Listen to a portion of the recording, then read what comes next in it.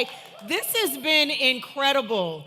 I am so excited to be back in Toledo. Some of you may know we lived here for about 10 years from '05 to 15. So when your bestie calls and says, I'm having a conference and it's orange, listen, I understood the assignment. So thank y'all so much for being here. Let me ask, how many working moms are in the room? How many caregivers are here in the room today? How many of you work with working mothers or caregivers? Okay, so this is all of us. This is everybody. And I'm telling you, as mothers and as working mothers, we make decisions before we walk out the house, sometimes so many decisions before the day even gets started than other people make all day long. How many people threw a load of laundry in the washer this morning? How many people took somebody to camp on their way here? Listen, we are doing all the things. And we're this woman right here. Does she look familiar?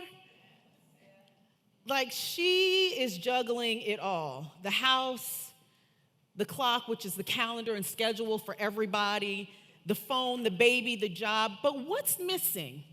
Can anybody identify what's she not juggling? We don't know anything about her. What does she like to do? What are her hobbies? What are her dreams? And you know why we don't see that? Because that's the ball that's already dropped. Because she's handling everything. She's doing it all. And we like to say, you know what, I'm Superwoman. I can do it. I'm Supermom. People even have t-shirts that say Supermom. I hate those t-shirts. Because I think they're damaging to us. I think they're damaging because people are celebrating doing it all. You can't do it all. And you can't have it all. And if you're trying, what's going to happen is your body's going to keep score. You're going to feel it somewhere at some point. We've taken this guy, Superman, right? This white guy that puts on this costume and flies through the air, leaps tall buildings in a single bound. Some of y'all are too young to even know about that tagline. But y'all, here's the thing. It's a costume. It's not even real. But we've adopted this super as if it's a way for us to live our lives, and here really what it is a costume. And so this woman is continuing to juggle all the things. She's doing all the things. And why is she doing that? Why is she juggling everything? Because here's what society tells us. They expect us to work like we don't have kids and then parent like we don't have a job. So be the perfect mom, right? Don't get that wrong. Because, you know, if your kids end up on a therapist's couch, something's wrong. No, we all should be on a therapist's couch at some point. Now, Chris Rock says if your kid ends up on a pole, that's a different story. So we'll leave that alone. That's a different story. And then they want you to parent like you don't have a job. So don't only work your 9 to 5, but don't miss any of the 5 to 9 stuff we're doing. Make sure you attend all the after-hour events. Listen, it's impossible to do everything. There's a book out called The Fair Play Method by Eve Rodsky.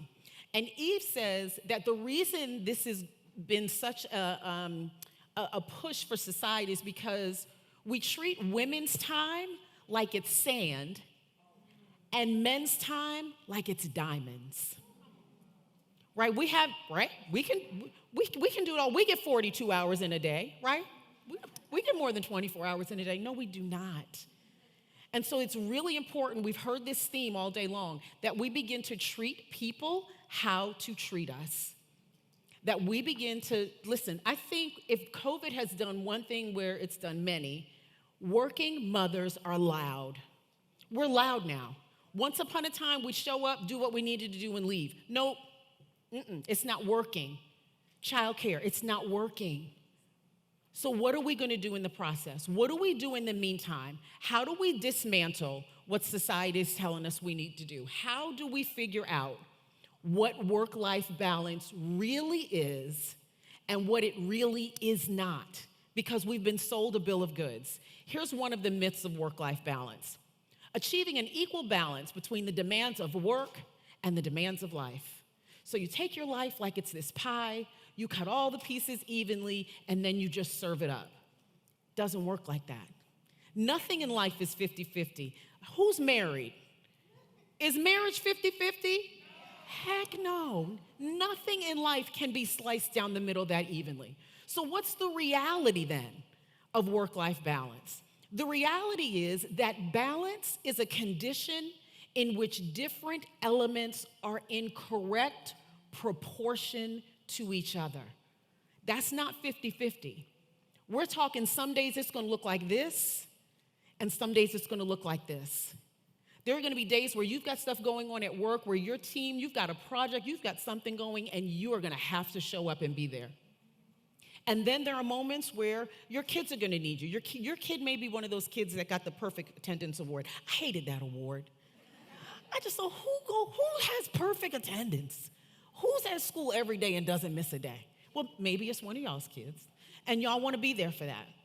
So you've gotta figure out what is this proportion? What is this correct proportion? What is this balance? What does it look like in my life?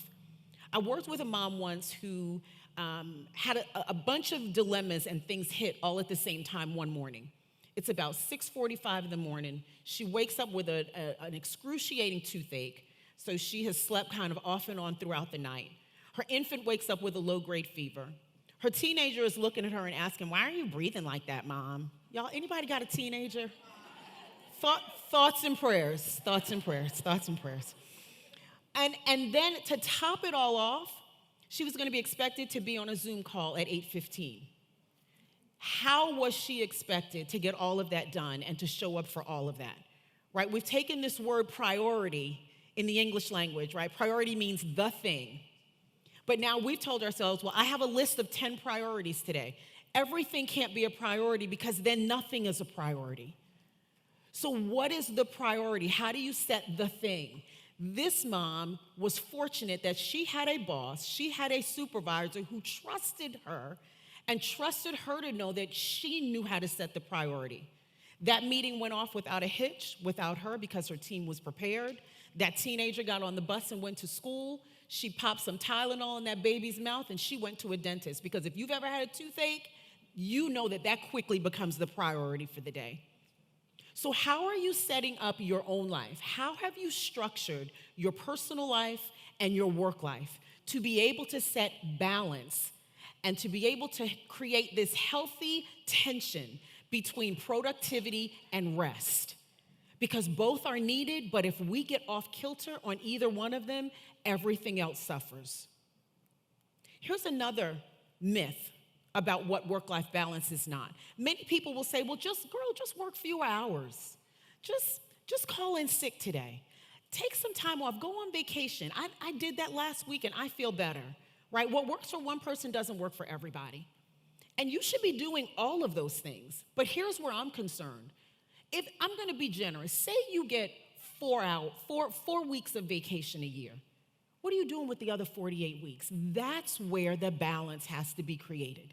It's in the everyday, day-to-day stuff that's coming up in your life that you're having to manage and deal with. So what does that look like? So here's what I want to say. Are you any HR professionals in the room? Awesome. Here's what I want to talk about from an HR perspective.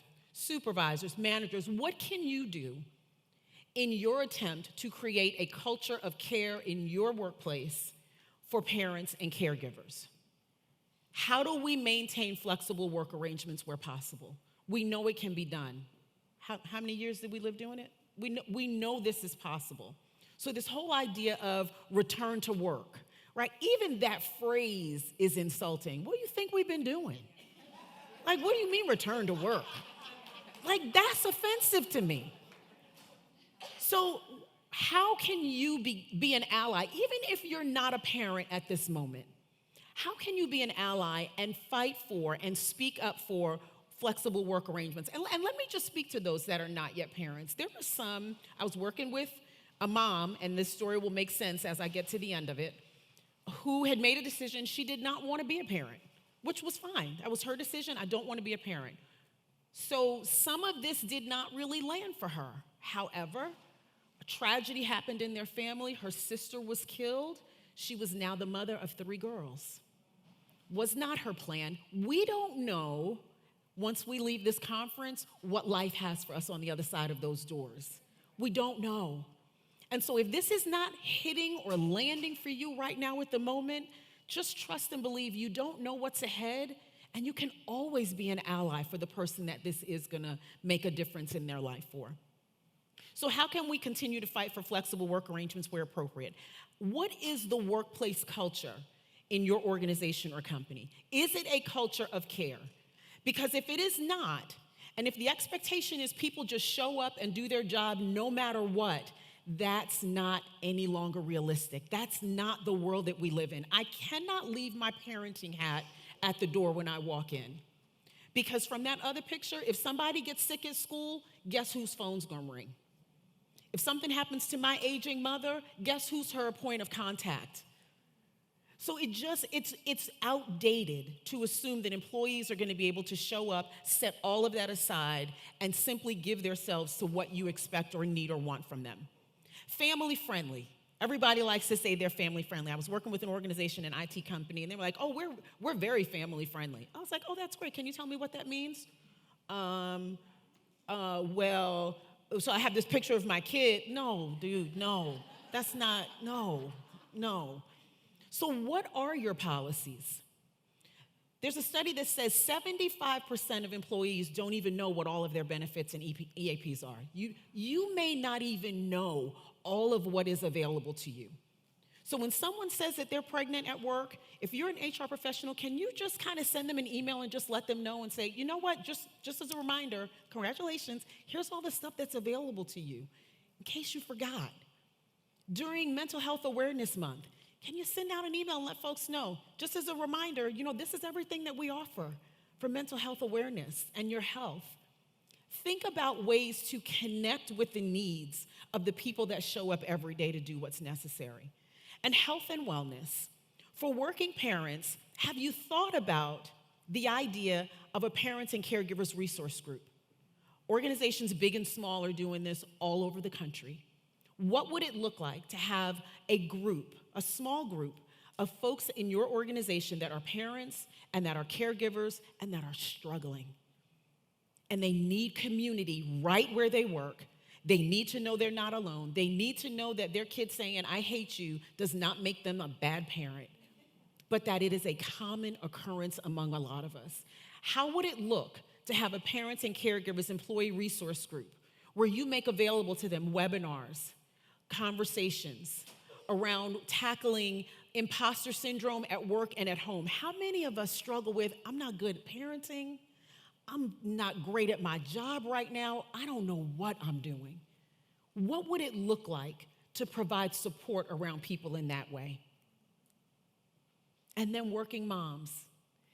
Here are a few things we can do, and some of what you're gonna see on this slide is stuff that we've been talking about all day already. If I could get it up, there we go. Setting clear boundaries at work and at home. Listen, let me just say that done is better than perfect any day of the week. Any day of the week. Done is better than perfect. So I want you to think about it like this. If you were to list out all of the things that have to be done, both personally and professionally, if you wrote this list out, I would want you to then go and strike anything that can be done but doesn't have to be done at your hands. Here's what we've done. We've decided that we have to touch everything. We've decided we have to make the lunch. We have to wash the clothes. We have to change the sheets. No, you don't. It does not. There are things in life that absolutely have to be done that can get done without you ever touching it. And the idea is that as you step aside in those areas, you give other people the opportunity to step up. Some of us overstay our welcome.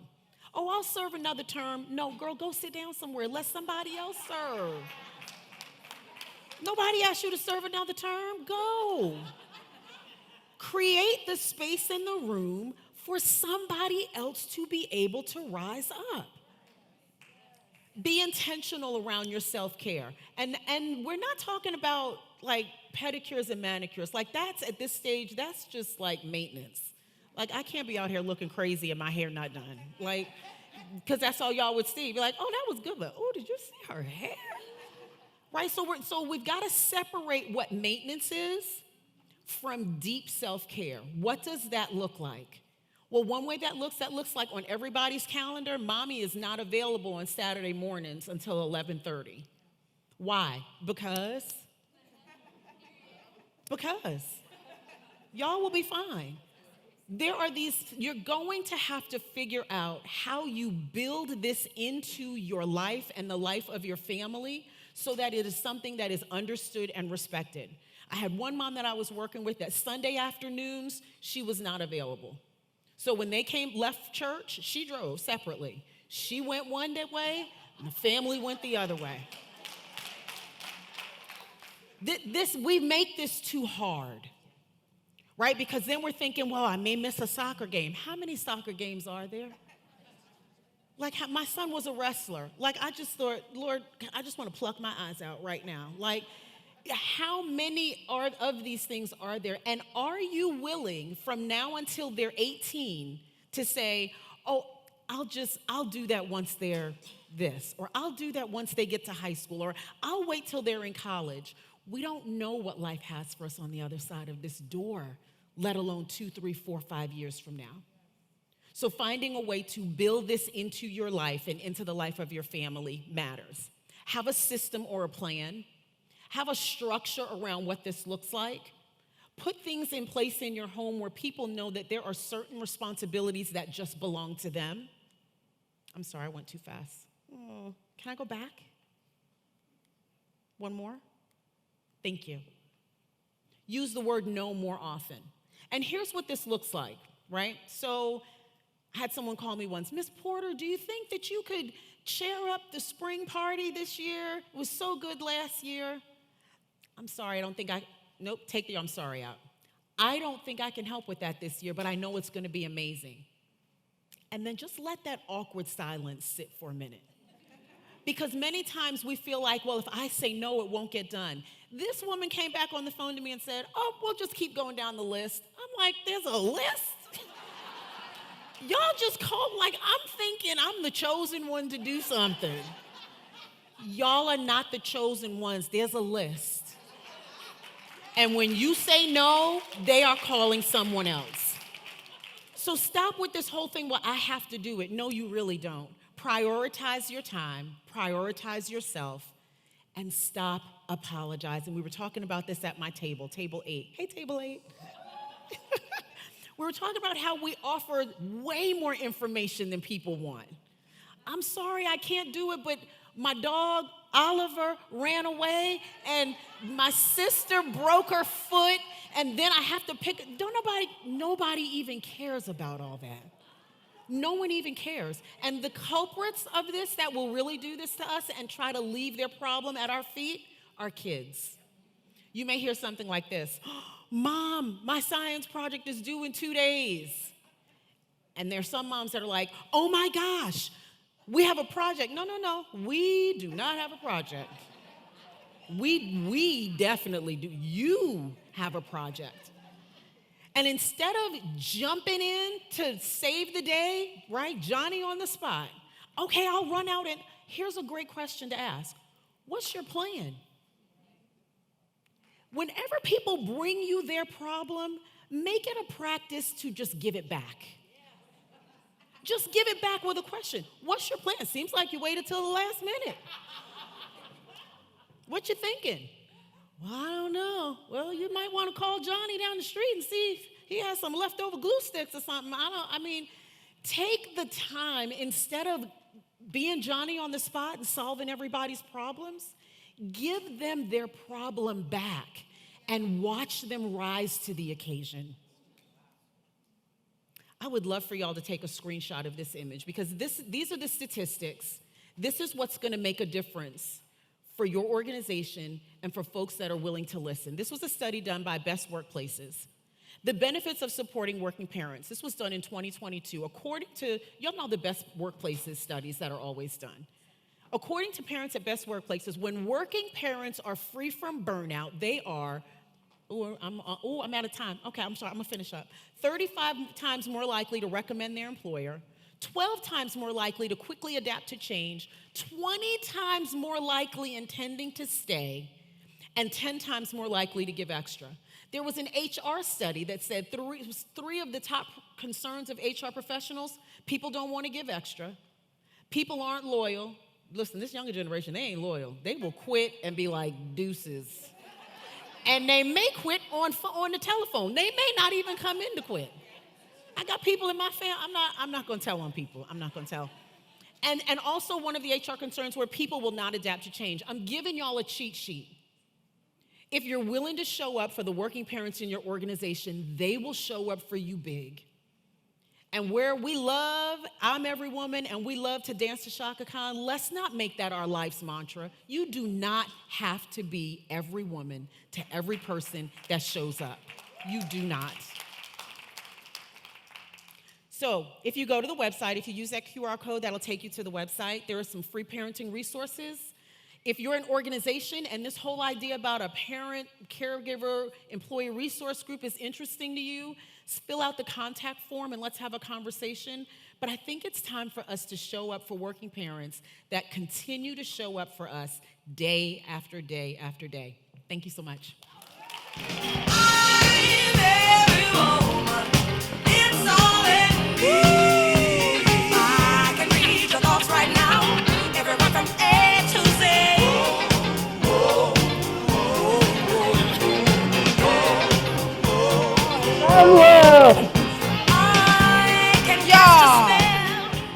Seriously, it's so good because here's the thing.